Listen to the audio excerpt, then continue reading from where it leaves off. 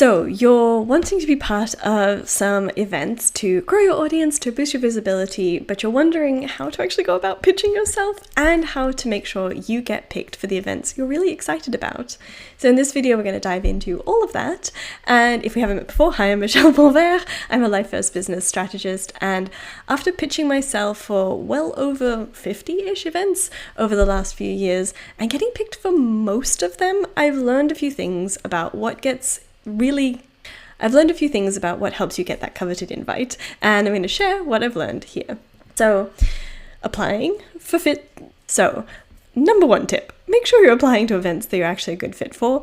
Like, don't just apply to anything. Be a bit picky about the events you're going to actually go ahead and submit yourself for, and make sure when you are applying for an event, you have something valuable to add. This is specifically important when you are in events that are a little bit more tightly focused. So if you have an event that's not just about, if you have an event that's not just about wellness, but maybe something more specific about like hormone balancing, you want to make sure whatever it is you're offering, if it's a bundle, then the product you're offering, or if it's a summit, the topic you're going to talk about, you're pitching, is really, really focused and specific to that niche, and that you have something maybe a bit different or interesting to share. So that's why I think particularly not just applying to anything, only when you have something really valuable, really well-fitting, really appropriate to share, helps increase your chances of getting picked, but I think also helps you get more out of those events in the beginning. I would also say being really choosy about the audience fit for that event specifically. So not just making sure the topic is a good fit, but considering like who the host is, what their audience is, what they generally sell and talk about, and make sure that it's a good fit for that.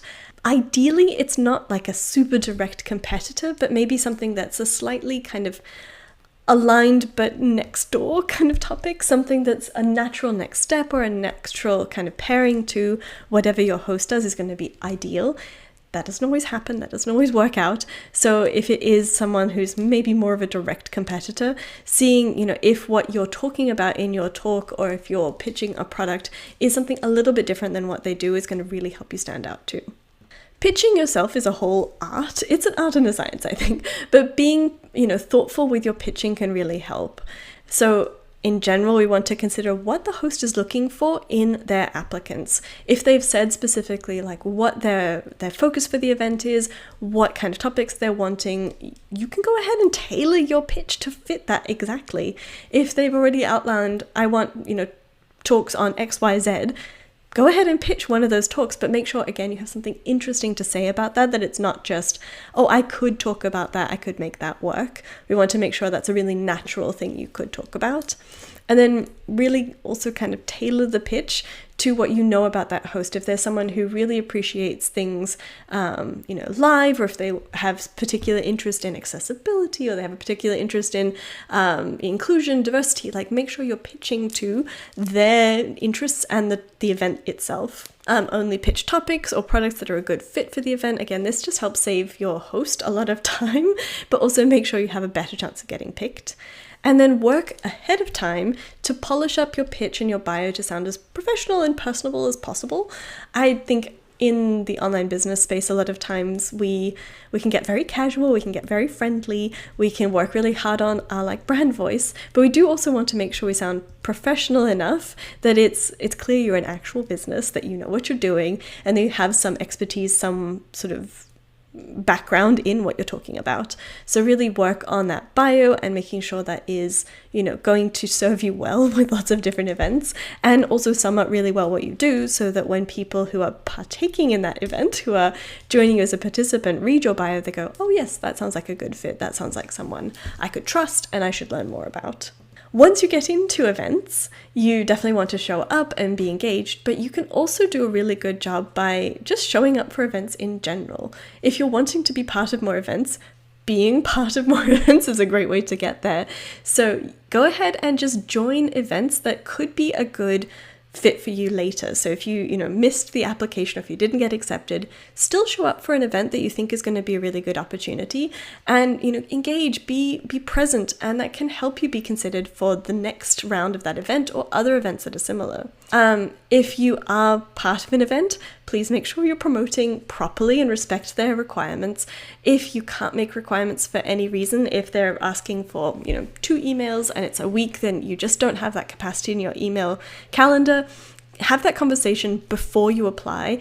It saves a lot of headaches from the event organizer side, but it also helps kind of build that rapport with your event host, and have kind of that conversation up front builds a lot of trust and shows that you are willing to promote. You just want to have a conversation around whether it's possible to kind of compromise or come up with another agreement on how you promote. When I've done that, most of the time people are pretty understanding, but sometimes people have hard requirements for a reason, and it's important to respect that too. And then if you are part of an event, it's super important to be prompt with all requests and meet those deadlines. There is nothing more painful as an event host than someone who is just silent and not responding and not meeting deadlines, because it puts them in a really tricky position of having to potentially change plans for their offer, potentially having to change plans for their event, change some of the promotional stuff they've already created, or even having to look for last minute people to fill that gap. So it's really important, if you do commit to being part of someone's event, to really commit to it and take it seriously. So I think another really, really important thing that can help speed up the process, but also simplify the process of applying to be part of other people's events, is to prepare your pitch kit ahead of time. Have all the stuff ready so that when you spot a good opportunity, you don't have to come up suddenly with all this information. Having it all ready to go at once can make this so much easier, so much less painful, and help you get in the habit of just applying when you see good opportunities come up. So your pitch kit looks like a collection of the stuff that people usually ask for when you pitch. Things like your bio, your headshot, and your links on hand, always a good idea. You can also build up a bank of topics you can speak on, especially if you want to kind of recycle some presentations. That can work well, but even if not, having some things you feel like a really good pillar, like core content you want to talk about, core things that fit your brand really well, that really helps too.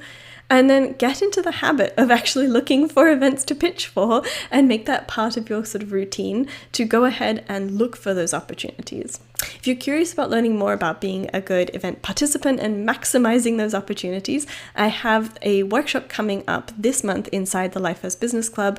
We're diving all into that. We're also doing, because I love to help encourage you to actually take action, I'm giving you a completion incentive that's going to encourage you to actually go ahead and pitch yourself for some events.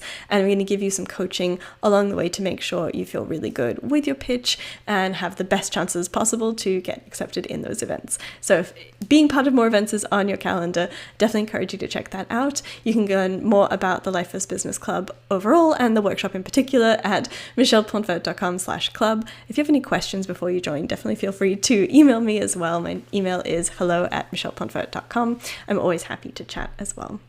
So thank you so much for joining me for this episode. I'll be back next week with more. And if you found this interesting, helpful, if there's anything that you're like, oh, I didn't think of that, that was really helpful, Michelle, let me know. And I would love to hear too, if there's other things you'd like me to share about in this channel, if there's any topics you're like, I wish you would do an episode on that, let me know. I'd love to hear. I'm getting ready to record my next batch of content, so I'd love to hear what you would like me to share about. Okay, I'll see you next week. Thanks so much. Bye.